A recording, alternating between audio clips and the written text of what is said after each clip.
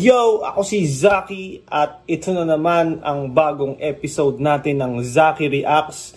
Ngayon naman, hindi rap battle ang ating i-review kundi isang kanta. No? May tropang nag-message sa akin at nagre-request na ma-review ang kanyang kanta.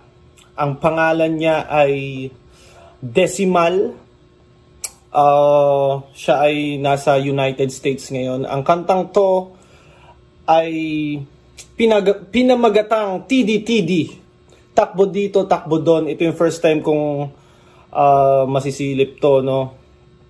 At yun, re-reactan natin tong kanta ni Decimal. Okay? So, simulan na natin. 3, 2, 1. Uy. Nasa ano siya? Nasa train station. Pwede natin yung rap. Saan patungo? Aling direksyon na naman aking tatahaki? Konting listo, baka ka mabisto at ikay magtago at iyong itago ang iyong sarili. Baka ka mahuli, pag nahuli mas kawawa pa. Parang ano, no? Yung music video, ang tawag dito, parang ni-remove background tapos in-overlay sa itong mga bubong, no? Parang ang tema ata ng kantang ito ay poverty, no? Walang panggatas at pagkain sa pamilya kasi walang trabaho, walang tumatanggap kasi di tapos na pag-aaral, kulang sa kaalaman. Kailangan lang naman ng malaman sa tiyan sa araw-araw, ni hindi man alam kung hindi ba kakalam at pagkakasyahin ang kakarapot na kita iyong nakikita. Totoo ba yan ang tunay na buhay? Ilalathala, kailangan pang gumawa ng masama kahit labag to sa kalooban. Takbo dito, takbo doon, takbo dito, takbo doon, kaliwat ka na. Yung beat ay parang hawig sa California Love, ano. Tapos yung background ay about poverty.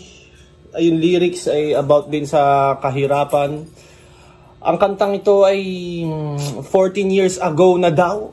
Ginawa ito 14 years ago. So malamang ganito pa yung rap noon, no? Ito pa yung meta nila 14 years ago. 14 years ago, siguro hindi pa ako marunong mag-rap noon. Ikay, palimon-limon, takbo dito, takbo doon, takbo dito, takbo doon. Hindi mo maalam kung saan ka lilimon. Takbo dito, takbo doon, takbo dito, takbo doon. Kaliwat ka ng ikay, palimon-limon, takbo dito, takbo doon, takbo dito, takbo doon. Hindi mo maalam kung saan ka lilimon. Ang utak mo'y walang kapayapaan, nais mo lang naman ay ang kaginhawaan, pero parang ang hirap masakatuparan. Talaga bang atang ganyan? Talaga yatang wala ng asenso, kumanda ka na lang, puro suntok sa buwan ang mga pangarap na iyong binuo. Ang tanong ay matutupad pa ba yan kailan? Saan, papaano, parang sa panaginip na lang matutupad ang lahat ng mga yan. Halos si umpog na ang ulo sa pader, animoy ikay pinagbababaril. Tatad ng bala ang iyong katawan, buhay ka pa pero ikay inaapuyan ang iyong kaluluwa sa apoy ng purgatorio. Kahit buhay ka pa, ito na nagsilbing teritoryo. Takbo dito, takbo doon, takbo dito, takbo doon. Kaliwat ka ng ikay, palimon-limon. Boom bap, no? Takbo dito, takbo doon. Hindi mo nga alam kung saan ka lilimon. Takbo dito, takbo doon, takbo dito, takbo doon. Kaliwat ka ng ikay, palimon-limon. Takbo dito, takbo doon, takbo dito, takbo doon. Hindi mo nga alam kung saan ka lilimon. May mga gusto kang gawin pero di pwedeng gawin. May mga ayaw kang gawin pero kailangan gawin. Nung musmus ka, may pangarap kang dapat abutin. Ngayong matanda ka na, yun pa rin ba ang sasambitin? Tapos iiyak sa sulok, tapos punas. Magbabago na ako, sige bukas. Bakit di pa ngayon? Puro bukas. Punas. Magbabago na ako, sige bukas. Dahil ang iyong swerte, iyong pinagpapabukas, kaya di mo masam ang maganda mong kapalaran.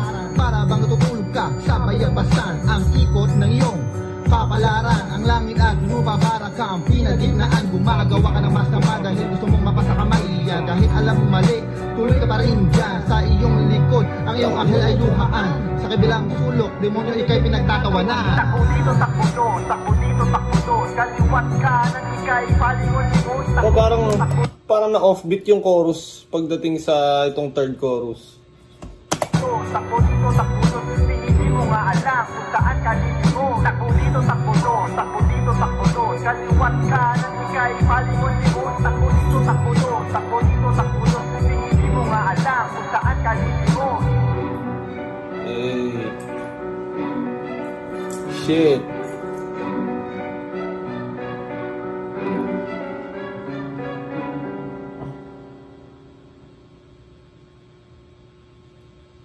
Ayun, tangina.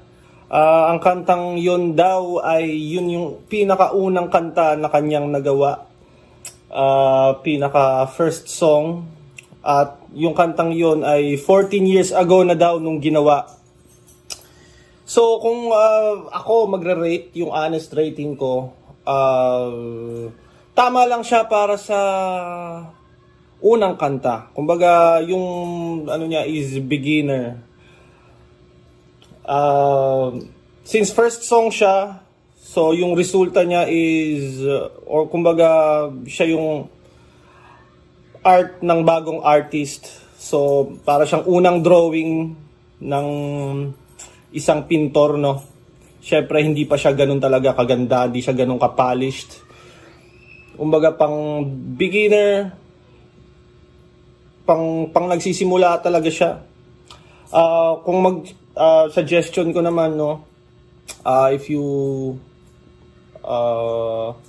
kung gusto mong mag-pursue ng rap career, you need to be writing all the time. Kailangan mo magsulat palagi, makinig para mas lumawak yung mga influence at mas marami kang idea na mapaghuhugutan para makagawa ka ng art mo.